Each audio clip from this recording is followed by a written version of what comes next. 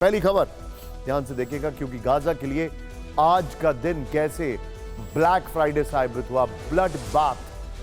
Blinken के किस बयान के बाद गाजा पर हमले दोबारा शुरू हुए, सीजफायर क्यों टूटा, बड़ा खुलासा करेंगे।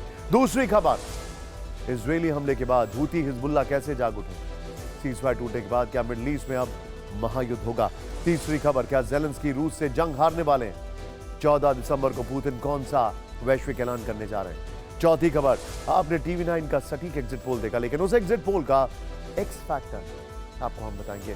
पांचवी खबर, दुबई से दुनिया को कैसे मिला पृथ्वी बचाने का नमो मंत्र, जंगल से जलवायु ठीक करने का फॉर्मूला जरूर देखिएगा। लेकिन पहले इस वक्त की बड़ी खबर, आज गाजा में 7 दिन की शांति भंग हो गई। इजरायल हमास पर रॉकेट हमले का आरोप लगाता है। इसके बाद पूरे गाजा में दोबारा बमबारी शुरू हो गई है। क्या रफा, क्या खान यूनिस और क्या उत्तरी गाजा, हर जगह आसमान से इजरायल ने बम बरसाए हैं। लेकिन क्या यह सब कुछ अचानक हुआ या पहले से कोई प्लान था? क्योंकि गाजा में ब्लैक फ्राइडे के पीछे अमेरिकी कनेक्शन सामने आ रहा है।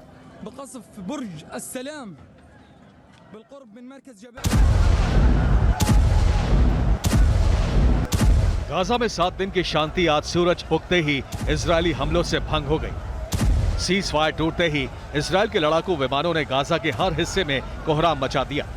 हमास के स्ट्रैटेजिक सेंटर पर रॉकेट अटैक भी किए। नसर अस्पताल फिर से टारगेट पर आया। 172 घंटे बाद जैसे ही युद्ध विराम टूटा, आईडीएफ के हवाई अटैक से खान यूनिस कैंप के कई घर जमींदोज हो गए। मलबे में कई लोग दब गए। चीख पुकार, मातम की आवाजें फिर से सुनाई देने लगी। हर तरफ तबाही का मंजर देखा। रिहायशी इलाकों पर हुए हमलों में राफा शहर भी दहल उठा। यहां हमले में 10 से ज्यादा लोगों की मौत हो गई।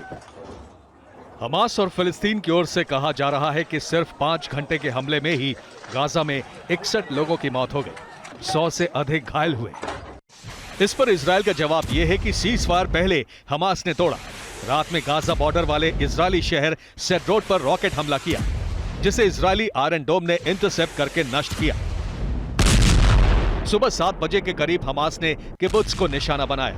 कई घरों पर रॉकेट गिरने से तबाही मची, लेकिन विनाश का ये वो सीन है जिसे दुनिया ने देखा।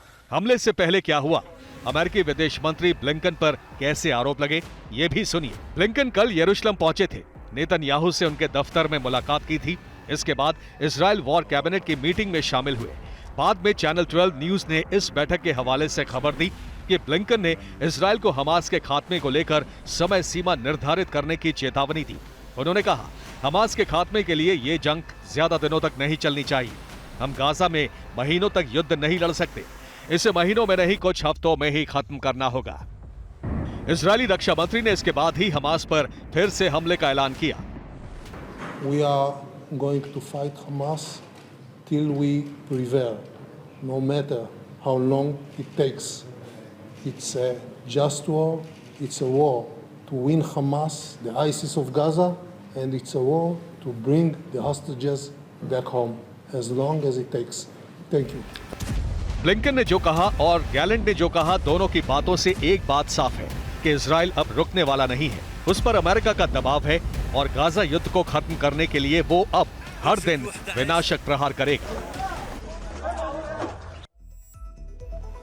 अब से थोड़ी देर पहले का अपडेट यह है कि गाजा में आज के हमले में 109 लोग मारे गए। गाजा में यह इजरायल का नरसंहार पार्ट 2 है। वैसे ब्लिंकन की चेतावनी से एक बात और साफ है, इजरायल को अमेरिका से भीषण हमले का ग्रीन सिग्नल मिल चुका है। इसी के बाद गाजा में फिर से तबाही देखने को मिल रही है। इजरायल पर युद्ध जल्द खत्म करने का चौतरफा दबाव भी है। पहला दबाव तो खुद अमेरिका ने बना दिया है, दूसरा दबाव ग्लोबल आक्रोश का है और तीसरा दबाव अमेरिका पर अरब देशों का है। चौथा दबाव यह है कि कहीं यह युद्ध भी रूस यूक्रेन की तरह लंबा न खिंच जाए और अमेरिका को यहां भी लंबे वक्त के लिए उलझना पड़े। लेकिन क्या यह जितना आसान दिखता है उतना है भी, क्योंकि खुफिया रिपोर्ट है कि हमास ने इन 7 दिनों के युद्ध विराम में लड़ाई की बड़ी तैयारी की है।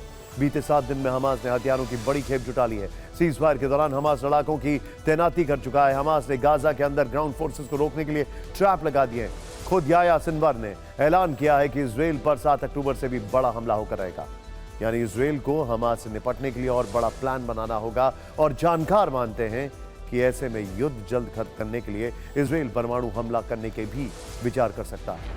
वैसे आज जब गाजा में हमले हो रहे थे तब हमारे सहयोगी विपिन चौबे बॉर्डर के पास वाले इलाके में ही थे। कई हमले उनके कैमरे में रिकॉर्ड हुए ग्राउंड पर।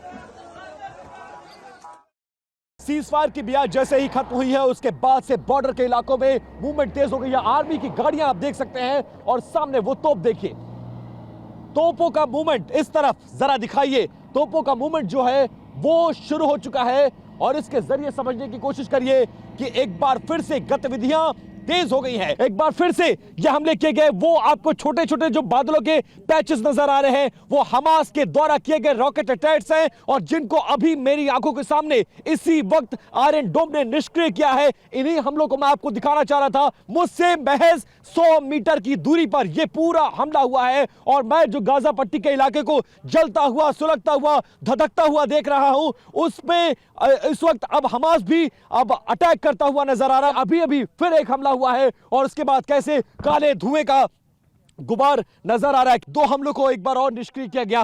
रह रहकर धमाकों की आवाजें आ रही हैं और इन आवाजों के जरिए आप समझने की कोशिश करिए कि बॉर्डर पर तनाव कितना ज्यादा है। का पूरा इलाका सामने आपको नॉर्थ गाजा का इलाका नजर आएगा जो पूरी तरह से अब मलबे में तब्दील हो चुका है। आज सुबह 7 बजे के बाद जैसे ही यह सीज फायर टूटा है लगातार हमले हो रहे हैं और पूरा आसमान काले धुएं के गुबार से भर गया है। आम दिन जैसे जैसे चढ़ रहा है वैसे वैसे हमले तेज होते जा रहे हैं। कैमरा पर्सन गंगा के साथ Vipin Choubey, TV9 Bharatvarsh, Gaza border, Israel.